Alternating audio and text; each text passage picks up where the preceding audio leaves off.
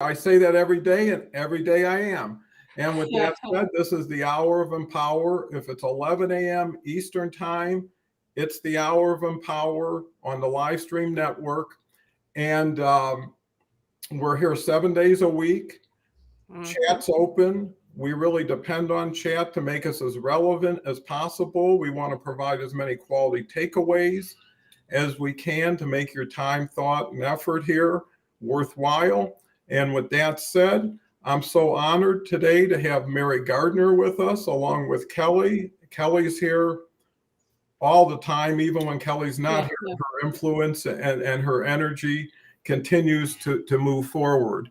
So with that, Mary, why don't you say hello and share a little bit about yourself and your first thoughts on the word today, which is driven.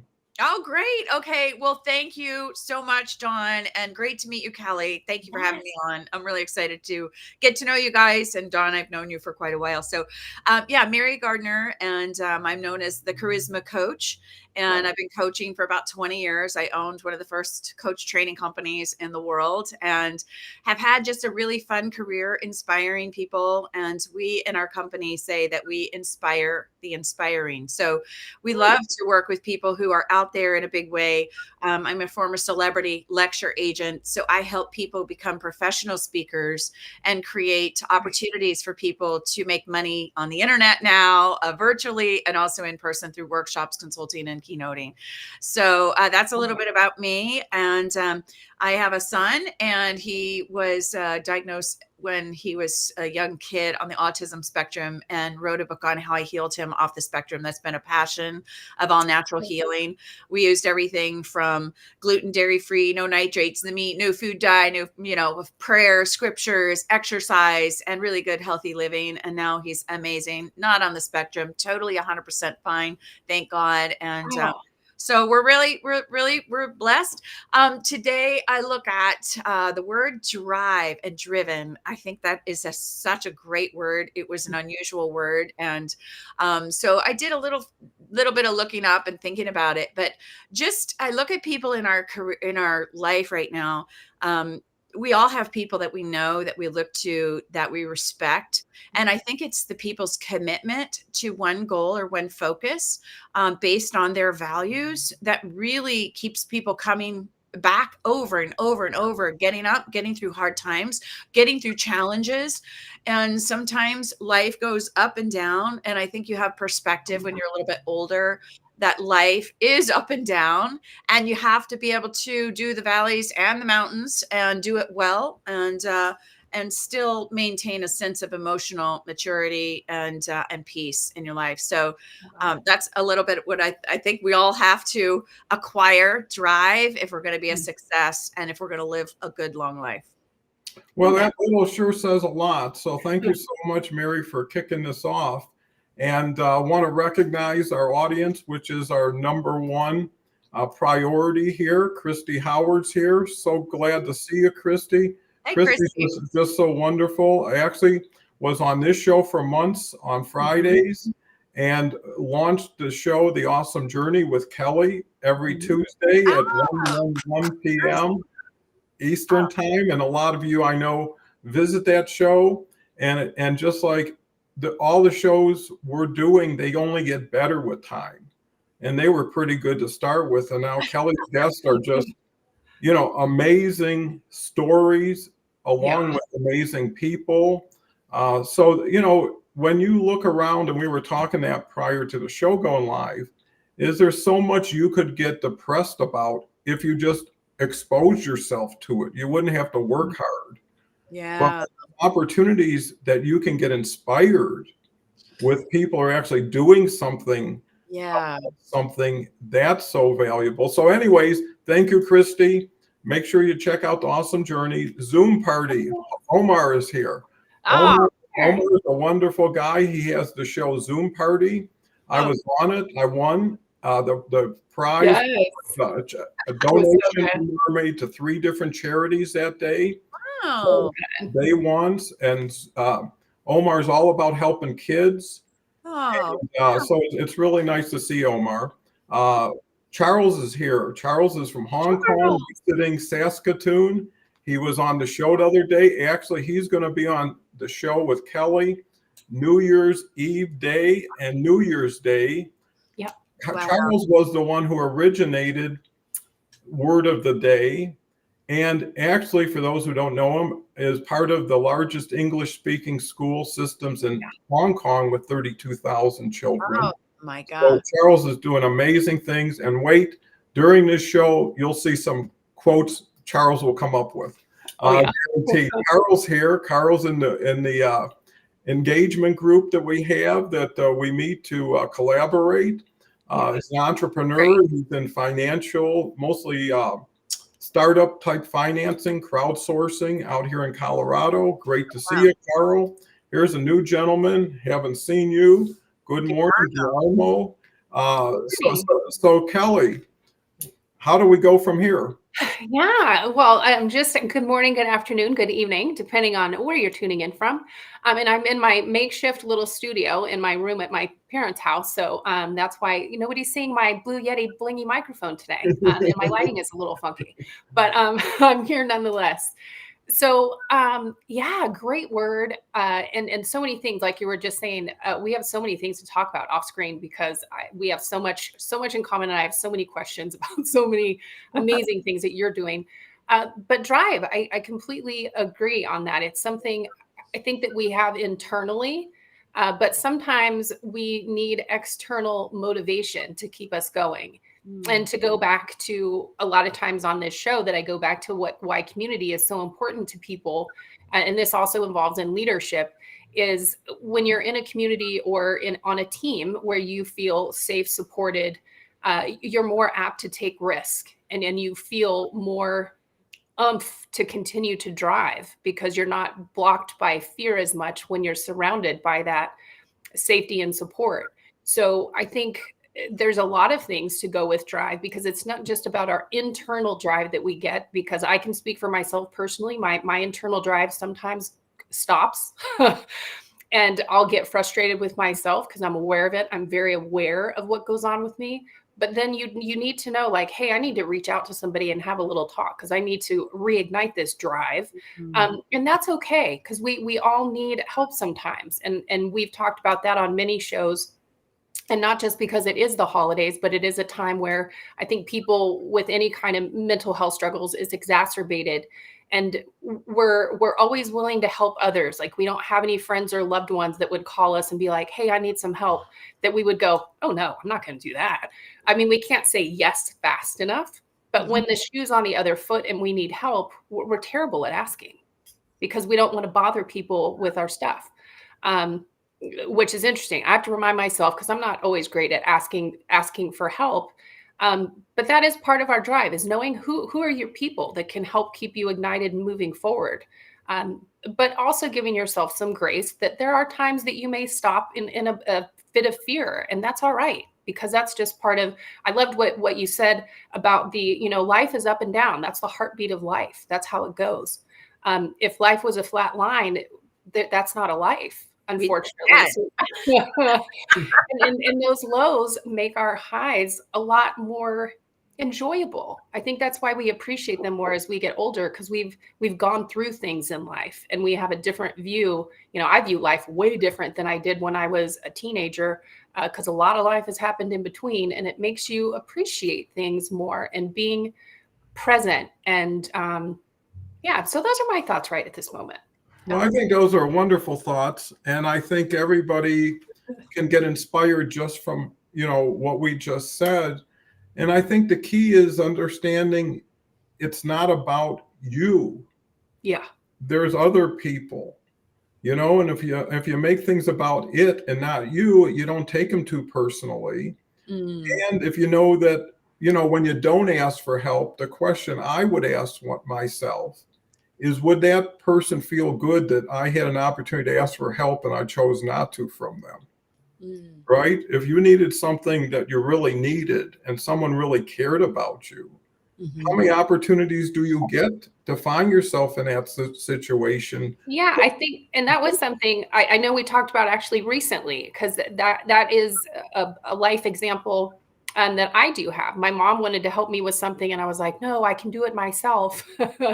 And one of my girlfriends was like, but you're robbing your mom the joy of helping you through this time of your life. Mm. And I'd never looked at it that way, because I thought, I'm trying to gain this was through a divorce, and I was trying to gain my independence. And we kind of do go in that place of, I can prove that I can do it all. Which I can't. I mean, let's just be clear. But I loved that perspective of, you're robbing this person, your loved one, of the joy of being able to help you through this time. And that changed my mindset of, because we can't do it all. We think we can sometimes, but we can't. Especially for our moms, because, well, my mom is now 92, and so she's a prayer warrior, so she supports us like that and listens to us all the time. But they can't really go out and run around and do, carry your stuff from your house to your apartment or whatever. So that's really nice, and that was good that you gave her that opportunity. That was awesome. I also think that when we are needing that support, we're so blessed now to have YouTube and live stream and all these other people who are emerging as leaders. And it doesn't just have to be those motivational speakers on the stage. It literally are. And a lot of us don't have people in our own communities that are that person that we look to with respect, that, oh, that's what I want to do. But we now have the world through the internet, and so that's changed things dramatically. So many people are raising their games now because of watching other people. Look at David Goggins. Who knew that somebody would be able to be all of the, to be able to be the Navy SEAL and go into all the different military, and that it was possible for a human to do that kind of stuff. So now, even with the neuroscientists, so much is possible, and the information it gets overwhelming, but we have an opportunity to learn every single day via YouTube. Who needs college anymore?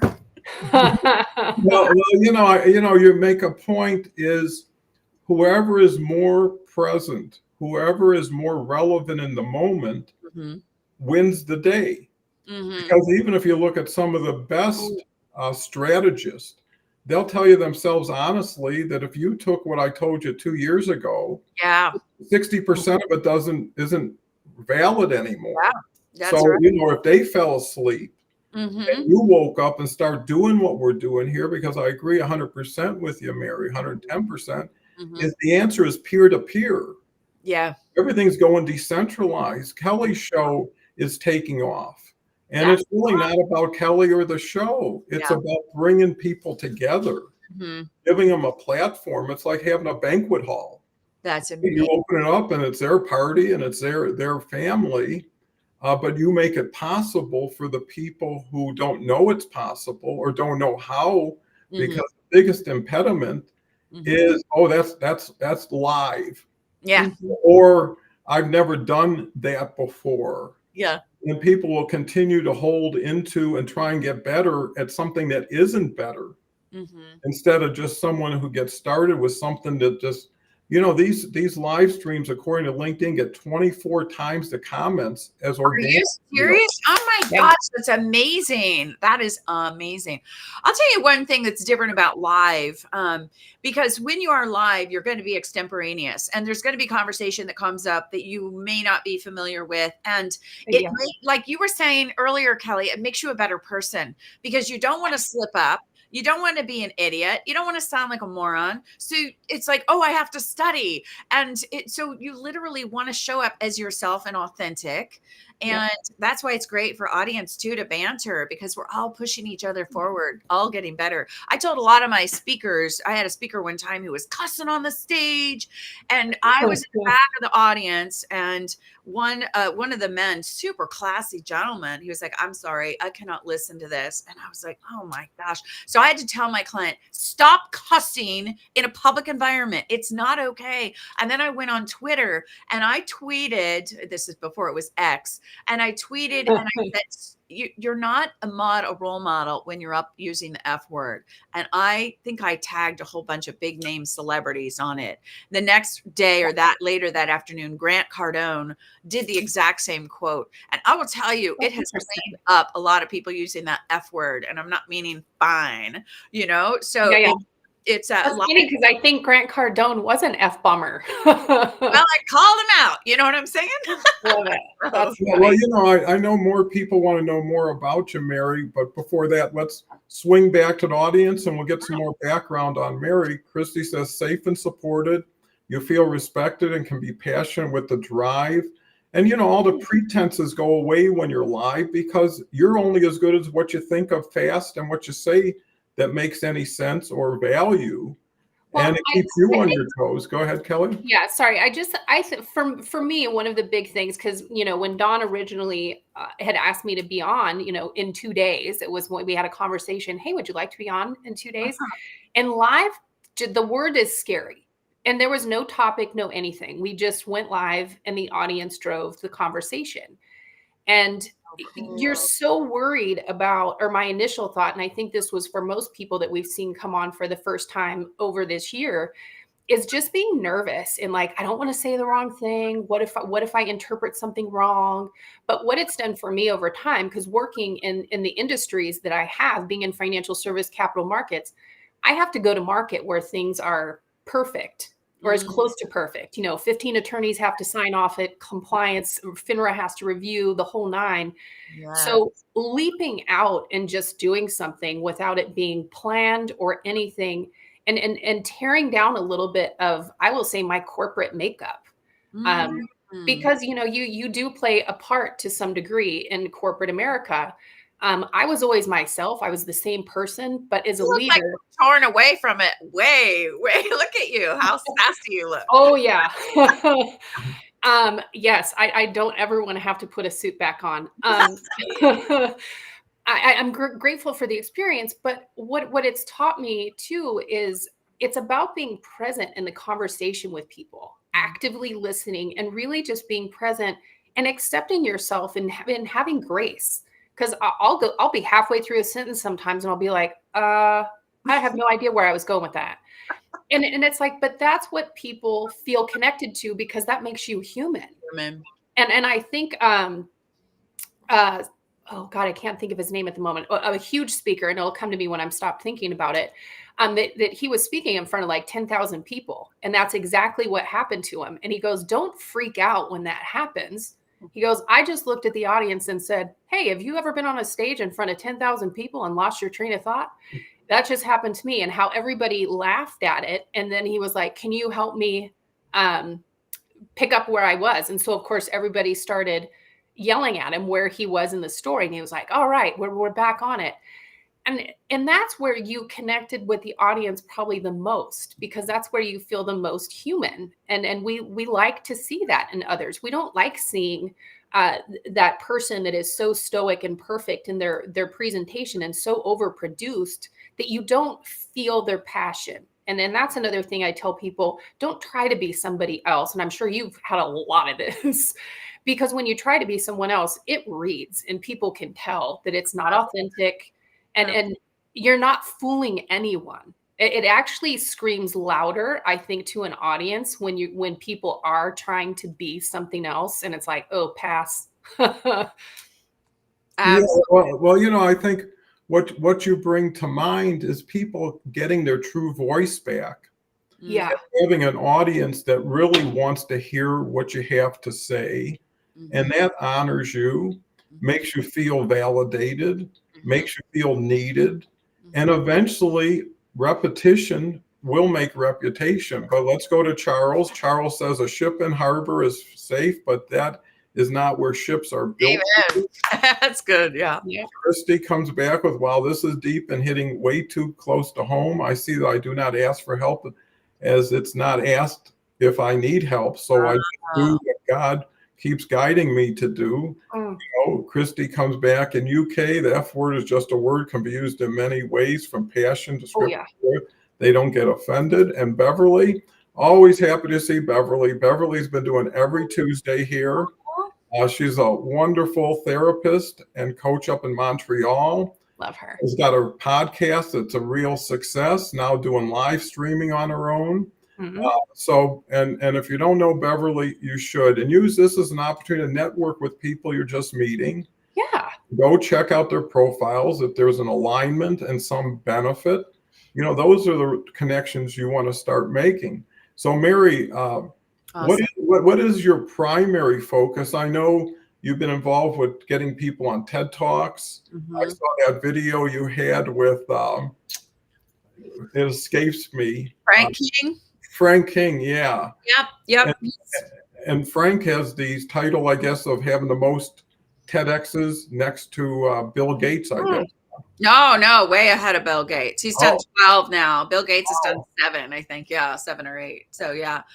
I've had a long career. Just to reiterate, former celebrity agent, worked on Capitol Hill, have worked with some of the top celebrity speakers in the nation to help them go from 2,500 to 25,000 and beyond to make millions as a speaker. People like Mark Kelly, the astronaut married to Gabby Giffords, who is now a U.S. Senator, Billie Jean King, Martina Navratilova, tons of NFL Hall of Famers, lots of athletes, Olympians, gold medalists.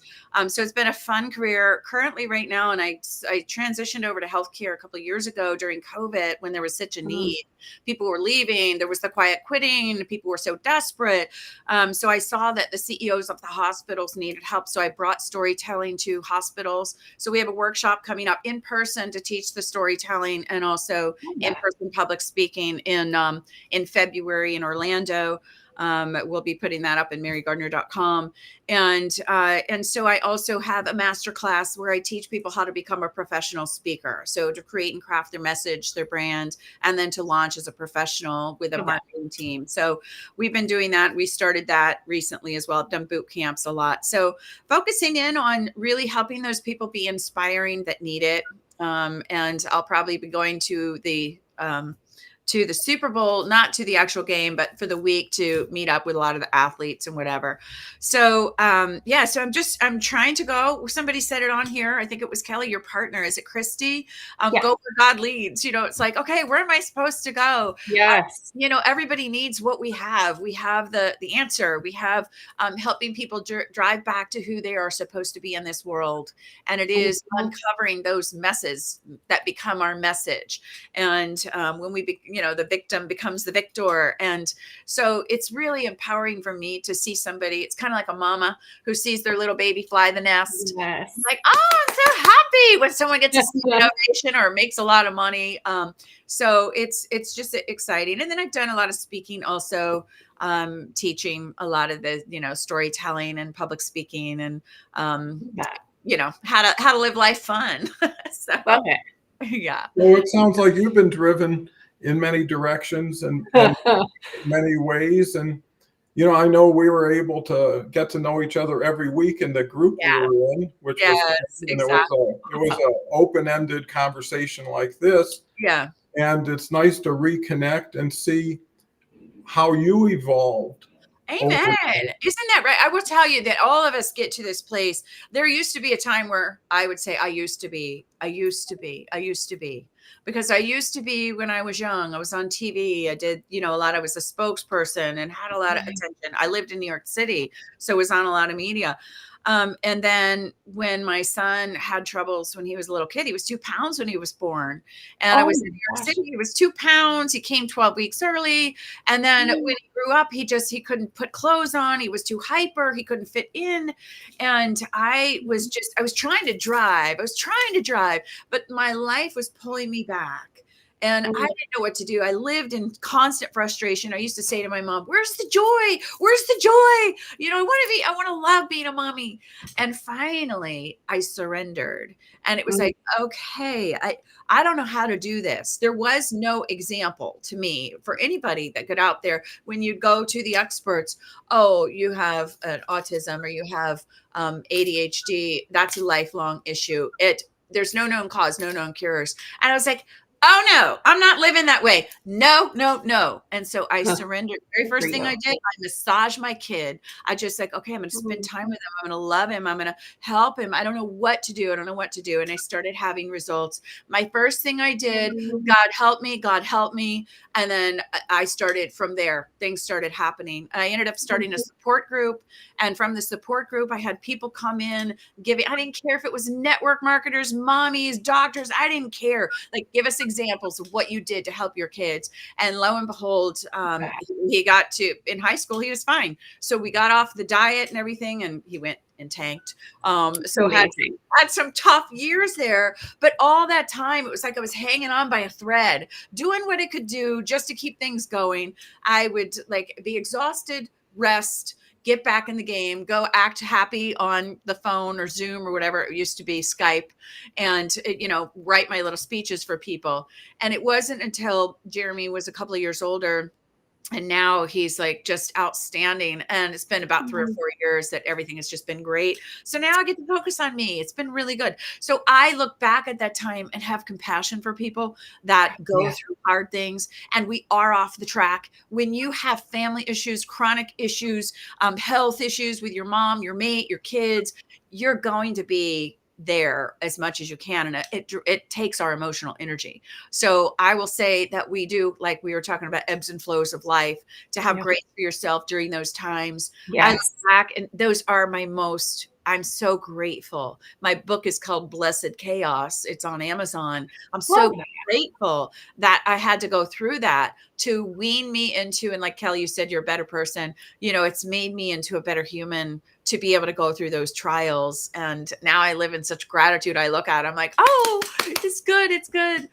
So if you keep driving and don't give up, and just keep having that hope, you can come out the other side and be better. And so that's what I experienced. And even just hearing you say that, of course, I was just feeling the faith portion of it, because I've said this a lot too. The times in my life where I try to control it the most, when it's the most out of control, and you want to grab on and take control because the out of control is too overwhelming, that's when it's the worst. And it is when you just finally go, all right, I give it to you. And those are, fortunately, and some may say unfortunately, but fortunate, because every great lesson comes from a pretty hard trial. I mean, some folks that Christy and I have had on the awesome journey have gone through things that are unfathomable to me. That was hard for me to say. But watching them turn their pain into purpose, that's the part that makes you go, oh, and that gets you to your core. And then that gives you drive, seeing someone else, because it's that hope and faith, which I think go along with the drive, because there certainly have been times in my life. And one example that I've used on the show many a times is when I came out of a domestic violence relationship and sitting in a 1-bedroom loft apartment with a mattress on the floor and my clothes, and sitting there. And I was in such a place of darkness that I didn't even see light at the end of the tunnel. It was just because it was just a dismal time of life. But I just sat there and said, please, God, make me better and not bitter. I didn't want to get caught in all of the nastiness, because it's easy to get caught in the nastiness. Totally. Because it's effort to get through stuff. And this is another statement I make all the time too, is if growth were easy, everybody would be doing it. And sometimes it's hard to continue to drive through the pain. Yeah, it is. It's not a fun trip. Good for you that you had the discernment and the ability in those moments, instead of, I probably was throwing bricks against the wall and smashing dishes. I didn't have any dishes to break, so.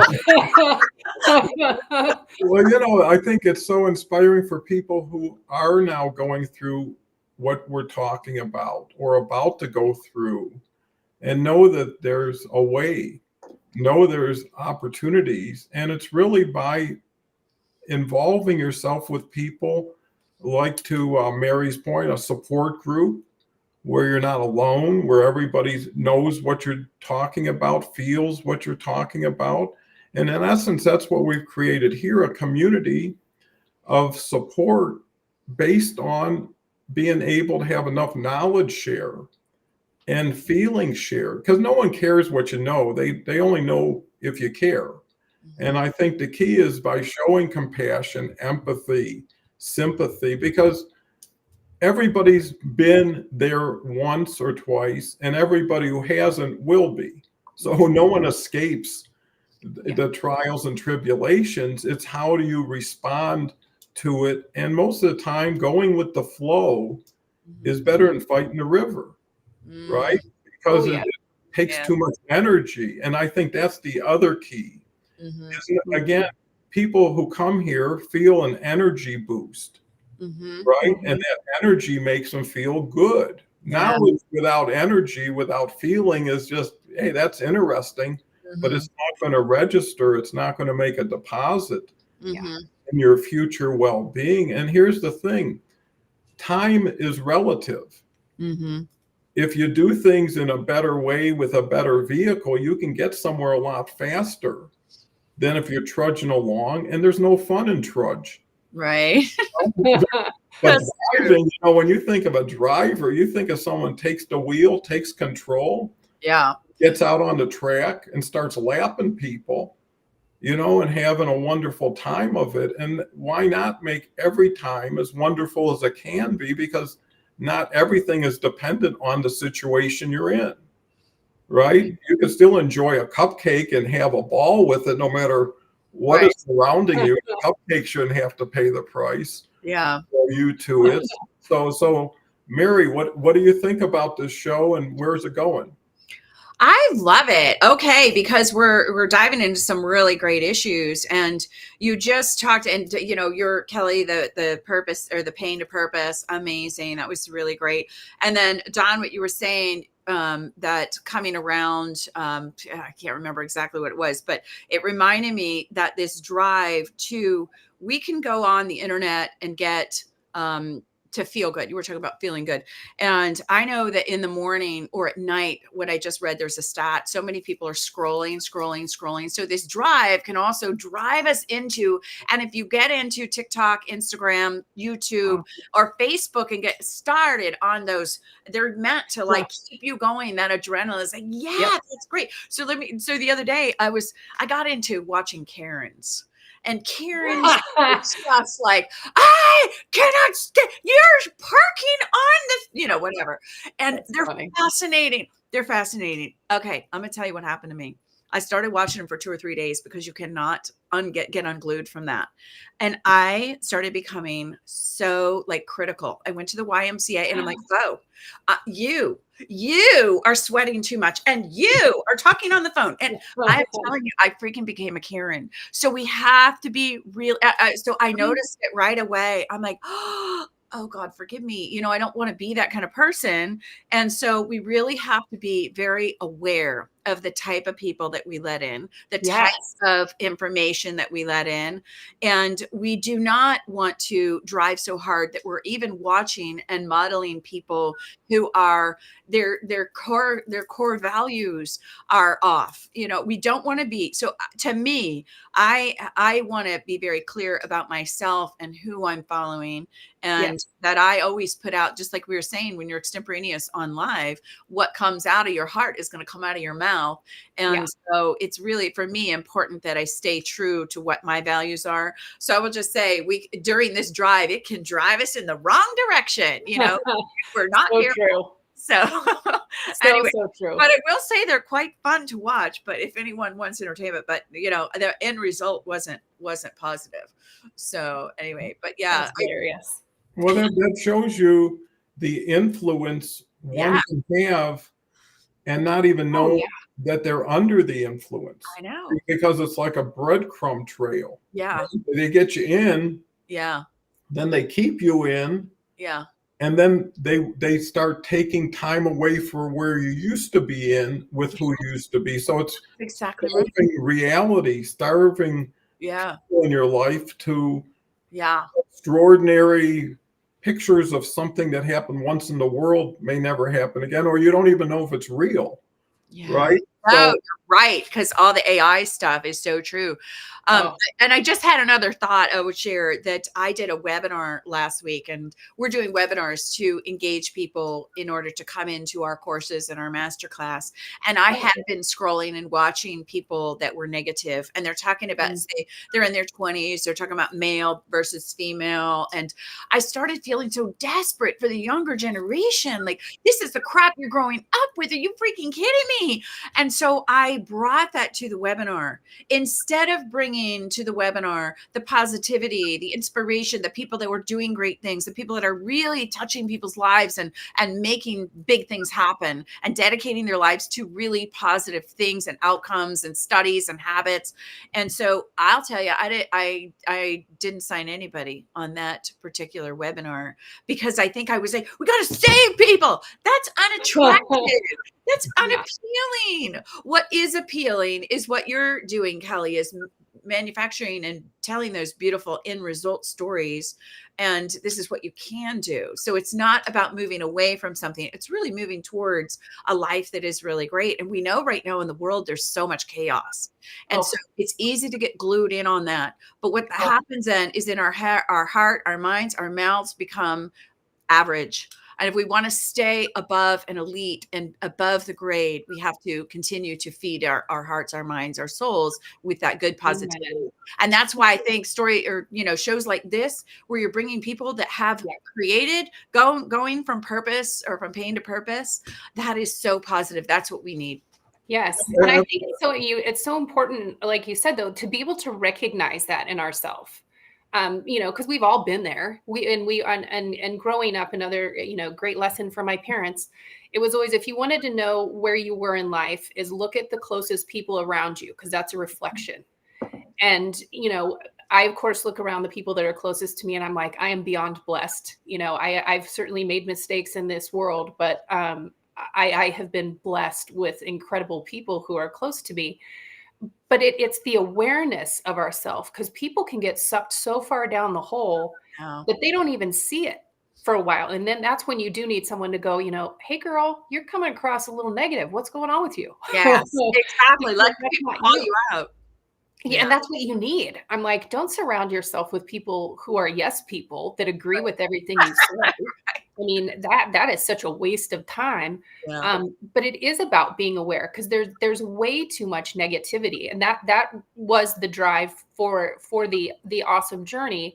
And I actually didn't share this with you, Mary. The reason it's called the Awesome Journey, I had the domain for a long time, but it is about life, because regardless of how good, bad, truly ugly it can be sometimes, the journey that we're on here before our destination, it is awesome, and it's a blessing, and it's a gift. So it applies to everybody. But it is about staying focused on those positive things that we don't even see when we're in such a negative space. Because even just to go back to I want to be better, not bitter. I didn't want to be one of those women, and we all know those people, I'm pretty sure, that after they get divorced or they've gone through a hard time, that they get together and they all complain about all of it. And I'm like, I don't want to be that. Like, I don't, because that keeps you pulled down in a negative space. You're never going to rise or drive anywhere beyond it, and you're not going to heal from it, because you're just constantly living in that space. That's a hard one to resist. Good for you. Yeah. But I can't stand it. Like, it's true negative people that pull down, it sucks my energy. Like, it's one of those things that it's like, man, this is exhausting to me. Yeah. And but again, I'm aware of it. And I hate to say that I have to run early, but as I told you, I'm at doing my family Christmas out at my mom and stepdad's. All my family's here from California. And when my mom has an agenda, we better be on time. Well, thank you, Kelly. I'm so happy you were able to make it. I know you and Mary seem to. Oh, yeah, definitely. I can't wait to get to know you. Yes. I'm so excited. So I think it helped a gift and for everybody today. So say hello to your mom and the rest of your family, and enjoy all you can. Thank you so much. All right. Now, see you all on Sunday. You bet. See you, Kelly. Take care. So anyways, that was great with Kelly being able to join. I'll just follow up on a couple comments. Charles says, in the UK. That's a great prayer. Make me better, not bitter. I was looking at Christie's in the UK. Okay, go ahead. Sorry, Carl. There are not enough good news stories that demonstrate humanity's better side, Carl says. So true. Leslie is here. Woohoo, Mary Gardner, Kelly, and Donald. Leslie is here on Saturdays with Catherine Chadwick. Oh, great. She's on the Mindset Show. Leslie has Oh, her own show, Think and Grow Rich, on Fridays. Her live stream has a audio event on Monday, Mind Over Matter. Is doing a 12-week course. So check out Leslie. I love Been it. doing the show for months now. Great lady. Mhm. So, it really is about people who are not just listening to what we're saying, but decided, hey, if I could do it or Kelly could do it, they could do it. Mhm. And so 18 people in the last 6 months who never were on a live show have their own shows now and are really building audience. That Leslie, is so great. Oh my gosh, you're definitely inspiring the world. Look at how many people we're all connected to. It's like it takes one, well, and plus all the hard work that everybody's done wow. the hard way. It's really about redirecting your time and effort, not adding more to it, but Yeah. getting more from it. I love it. Right? If you can get the people you want to see and hear you on a regular, consistent basis, Yes. and continually cultivate that, it's magical, right? The other way is you're always chasing. Yeah, absolutely. No, I see it. No, I'm a fan. I'm a brand new fan, and I can't wait to get to know everybody that's here because having all these people that are doing such great things. And yeah, I'm going to be right there with you one of these days. All of you, he'll be saying, Mary Gardner, she's here every, whatever. So, well, you'd be a welcome addition. yeah, I love it. And I know you've been responsible for a lot of successful speakers out there. Mm-hmm. A lot of them I've had here, like I mentioned, Bob Berg, who's the author of The Go-Giver, top 10 business book ever written. A few other gentlemen and women who spend 150, 200 days on the road. Yeah. And they don't do live streaming. And they want to get off of the road. And they want to. Yeah, it really is brutal. It really is brutal. Yeah, I mean, I can give some tips for everybody that's here if you're interested, because I've been, as a former agent, how you go from here to there, if you thought that might be interesting. Sure. Yeah. I want to mention to Christy, because she said, because going back to the UK, the F word is just a word. I wanted to just comment on that briefly.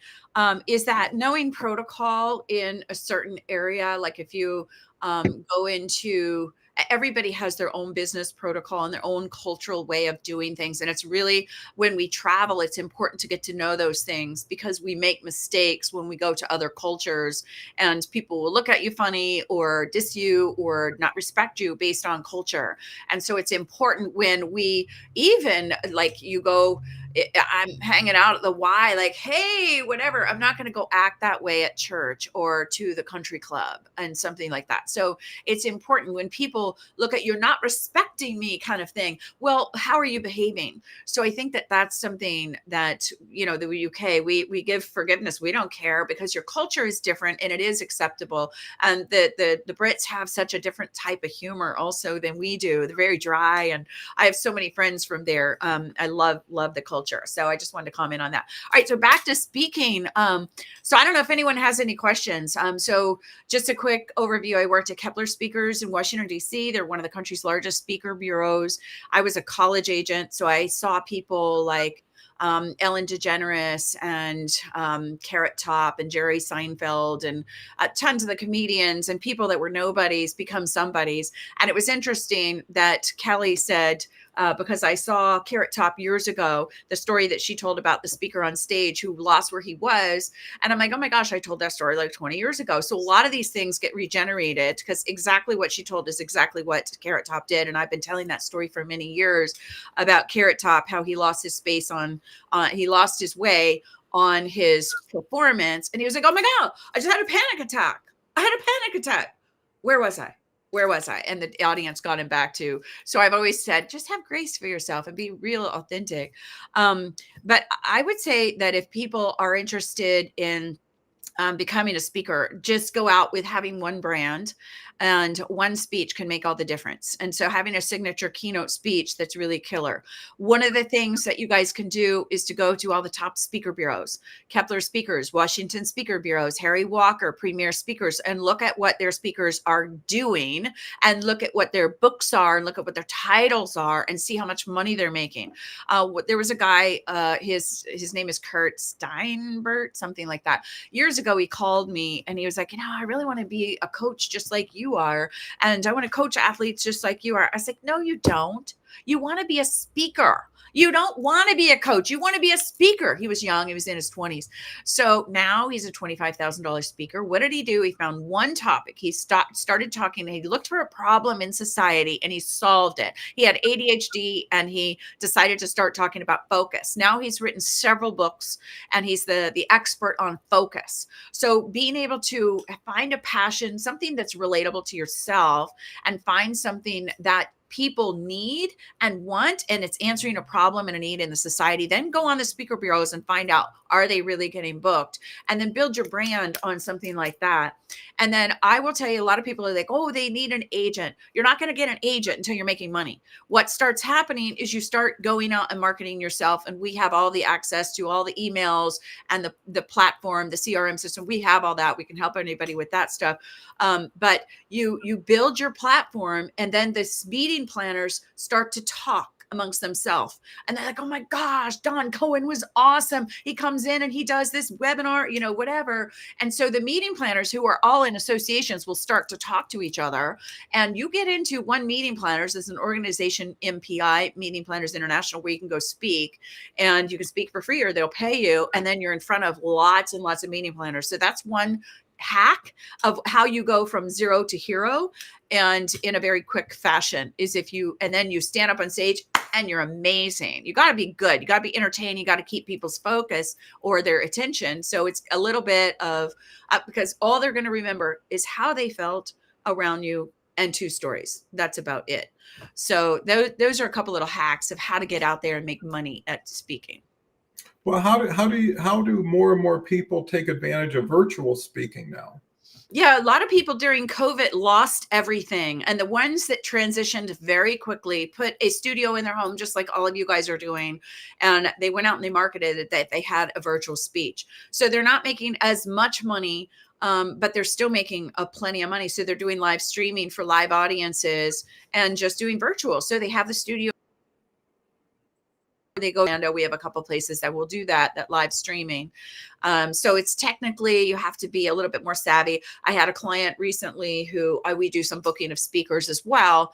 And he was Zoom, and he's not very techy. And so he was struggling to get to, getting Zoom. So it's good if you are doing it, that you have a techie with you to help you through those things if you're not really savvy at that, because on the other end, they do have techie people that are managing the technology. So yeah, you absolutely can do it. And right now it's available. The other thing is that people are speaking for free.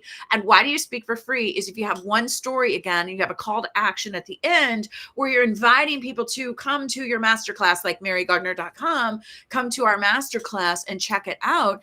It's because you have something to sell on the back end. And back in the olden days, when speakers would go out, they would make these, like Dottie Walters out of Speaker Bureau. She's one of the old school people, and she's no longer with us, but she wrote Speak and Grow Rich years ago. And so she would hold her book in the back. She'd hold her book in the audience, like, oh, and on page 20, you have, and then on page 40 over here. And then she said, and I have books in the back, but I don't have enough for everybody. So I'll have to send it to you. People would be running to the back of the room. So this is called your upsell, your back of the room sales. And that's where all the speakers make money. You don't make money on publishing a book. It's really a calling card, but it's an entree into your consulting, your coaching programs, your keynotes, that kind of thing. So speakers offer keynotes, workshops, seminars, virtual, and consulting. And then I'll tell you the other thing people are doing is they're collaborating. So they're going out and doing events together. And that's another place that people are doing it. I'm bringing back the in-person. We used to do all in-person stuff. I taught coaching, how to be a coach. We were one of the first people to do that. We were the second in-person coach training company. And I would go out and teach, what is coaching? And they come in for a cheap little, $89 lesson for 2.5 hours. And then they come in for the workshop to get certified as a coach.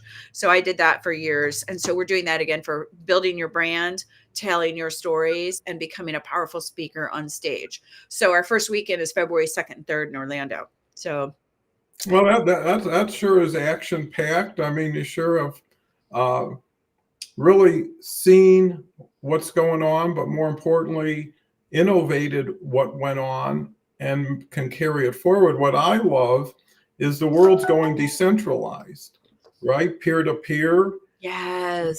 And you don't need a gatekeeper anymore. Yeah. You don't need someone to choose you. You can become the chooser and the gatekeeper. The beauty of this, and Harvey will be the first to admit it. He's only been in franchising for a relatively short period of time, and he's got the #1 franchise show. That is so crazy and amazing. And Don, you have many quotables. Are you getting these transcripts afterwards? Well, yeah, everything is on YouTube. While we're doing this, we're simulcasting live on YouTube also. Okay. Because you got some good quotables there. Oh, I got 700 hours I need to Yeah. do I'm something with. thinking I see a lot of books coming out of you. Yeah, a lot of everything. And that's the beauty, is there's so many collateral benefits, because the show we're doing today will continue to be benefiting people we'll never have a chance to meet or know. Some of your ideas 20 years from now will still be evergreen. Mm-hmm. And I think that's so important, is how do you get residual benefit? Mm-hmm. How do you do something today, get paid tomorrow in some way, or provide a value? So what I'm advocating is, it's too long of a wait to traditional lines. That's why I distinguish this from regular LinkedIn. It's like the Pony Express. Yeah. You drop a post, someone drops a comment, you drop a return, wink, wink, nod, nod. You go the next day. All you're doing is meeting more people, creating conversation, but no harvest. Why not start with the harvest in mind? Yeah. Because to Beverly's point, her show is women over 55 empowerment. So she's specific to that audience, and everybody knows when she's on, she'll be talking and addressing that with people in that field with her. Mm-hmm. And you help direct people to be more relevant to where they belong. Yes. Never filter themselves out, then take a big net and then, toss through it. Yeah, and absolutely. Everything today is cost, but more importantly, time efficient. Yes. You get a lot of value for not a lot of time or effort. And the answer, do, like you say, the same thing, drill it over and over again. People are trying to get too creative. No one ever heard what you said the first time. They're not going to feel bad about hearing it the second time. Yeah. And, I'd rather do something than nothing. The other thing about live streaming, LinkedIn notifies everybody in your audience when you go live. Oh, wow. When you do a newsletter, they email everybody. Mm-hmm, mm-hmm. So if you got 37,000 connections and all they say, hey, Mary Gardner's live, Mary Gardner did this. Mm-hmm. They never see it. All of a sudden, it's like Mary Gardner every day she's doing something. Mm-hmm, mm-hmm. And it costs you nothing. Yeah. So you work with LinkedIn. Yeah, that's so good. They're going to open your audience. And then if you get with people like, here's Beverly, who really dig in. Once again, Kelly, you said it, live is a combo of stand-up and improv. Just be yourself. You know what you know. Yeah. Charles comes back with, that's a great prayer. We talked about that. Mm-hmm. Leslie, okay, let's get down to the last one here. Charles says, in Asia, many English swear words have much worse connotations in the local language than in English. Offend people. And I think it makes a good point. Mm-hmm. Learn before you right? Yeah. Mm-hmm. Get to know, like Mary says, where am I? I mean, just like a speaker, wouldn't you like to know who the audience is, what they're into, so you just don't show up with a every size fits all? Yes. Yeah, that's right. There was a book called Kiss, Bow, and Shake Hands years ago that was so good, talking about local business customs, and anybody should have that if they travel and or do things on LinkedIn, just on live and having audience, because they have some valuable information. It's just a resource book for protocol. Yeah. Well, and I think, Mary makes a great point, is there's so much value on YouTube. If you just want to take the first 30 minutes of a new subject or area and get 7 or 8 5-minute videos, you'll be conversational at least in a half an hour. Why not you buy the manual or learn it, Mm-hmm. or you start putting something together? Yeah. And it's a process. Everything either gets you closer to your goal or further away. Yeah. Activity. So, Yeah. you've seen a lot of success stories. Mm-hmm. What has been a determining element or factor that once you see that, that person's going to end up getting to the point of achievement?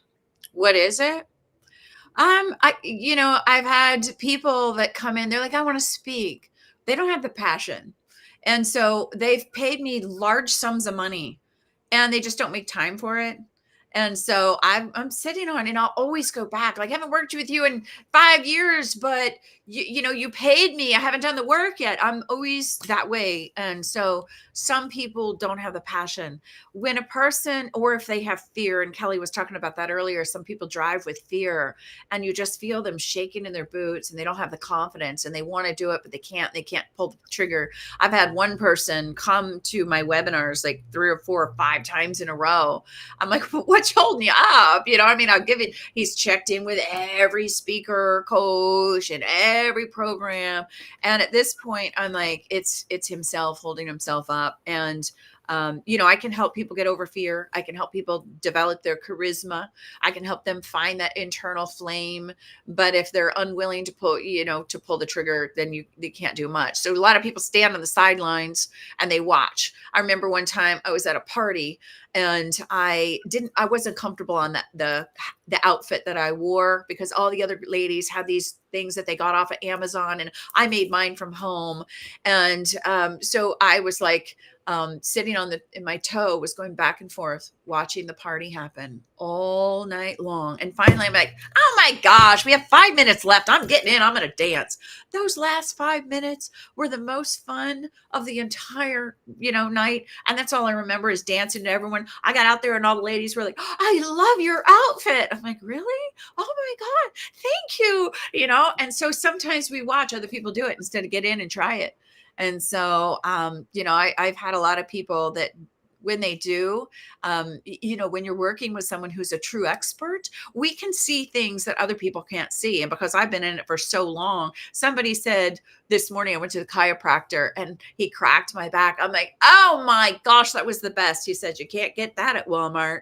And I'm like, that is the best line. You can't get coaching like this at Walmart. So sometimes there's people who are a little bit, in an elite class because they've been at it for so long in any capacity. If you want to be a race car driver, go to somebody who's really good, and has the success. So if you want to be a live streamer, go to Don Cohen, because he knows what he's doing. He's done over 600 shows.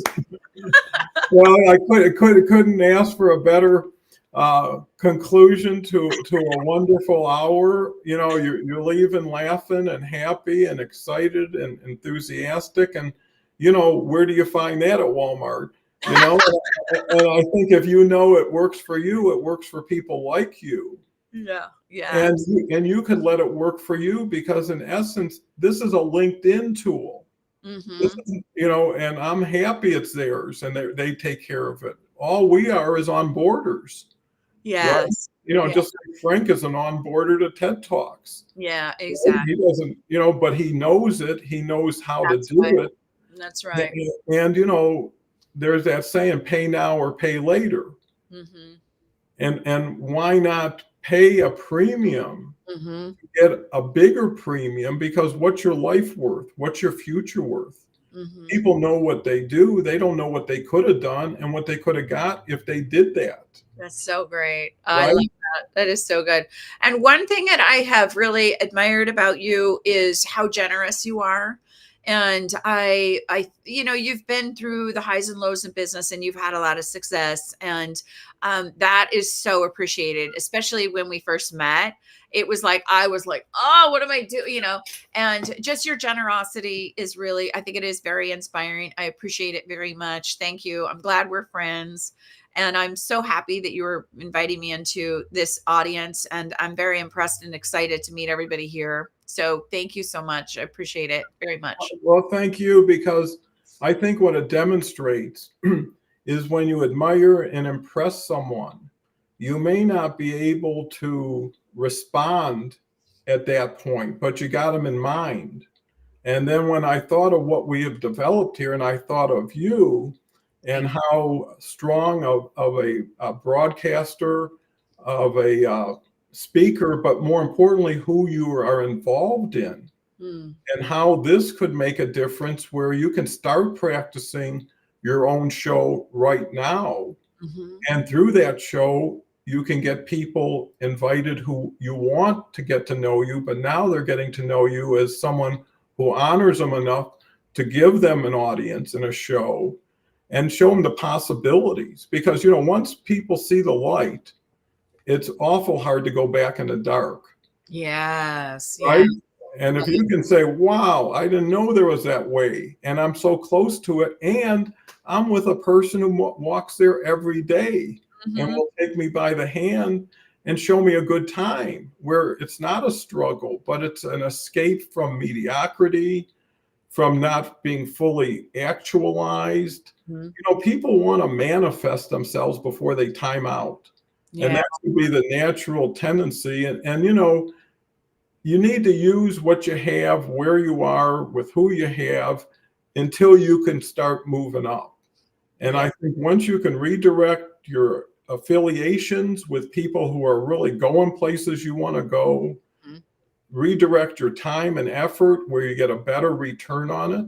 And I think what we're talking about is when you are so excited about the next day, right? If you can't wait for the morning to start, right? You're doing something really cool, because that energizes everything and everybody around you. Yeah, that's awesome. You owe it to everybody to be the best you can. Them, right? So, Mary, we hit an hour. I want to thank all of the people who took the time today to contribute, and so thankful from that standpoint.